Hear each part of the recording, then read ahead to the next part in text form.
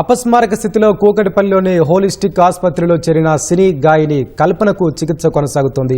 ఆమె ఆరోగ్య పరిస్థితి నిలకడగా ఉన్నట్లు ఆసుపత్రి వైద్యులు తెలిపారు. ఈ మేరకు ఆమెకు సంబంధించిన హెల్త్ బులెటిన్ విడుదల చేశారు. గాయని కల్పన నిద్రమాత్రలు మింగినట్లు వైద్యులు తెలిపారు.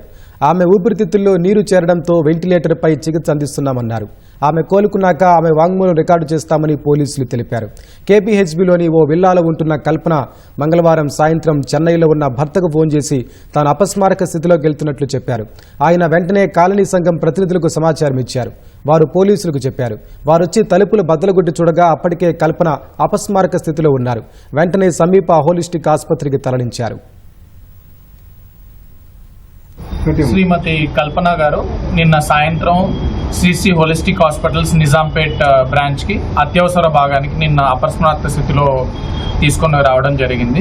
నేను ఇమీడియట్గా అందరం డాక్టర్స్ ట్రీట్మెంట్ వెంటనే ఆవిడకి తగిన ట్రీట్మెంట్ చేసి కొంచెం నిన్న సిక్గా ఉన్నారు. దానివల్ల వెంటిలేటర్ పెట్టడం జరిగింది.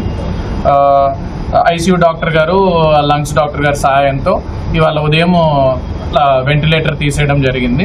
రైట్ నో ఇప్పుడు ఆక్సిజన్ మీద ఉన్నారండి, స్టేబుల్గానే ఉన్నారు. నెక్స్ట్ ప్రోగ్రెస్ చూడాలి. అంటే ఎప్పటి వరకు డిశ్చార్జ్ చేసే అవకాశం? ప్రజెంట్ ఆవిడ ఆరోగ్యం నిలకడగా ఉందండి. మనం ఇంకొక 24 hours అబ్జర్వేషన్ చేయాలి. దాని తర్వాత మీకు చెప్తాం.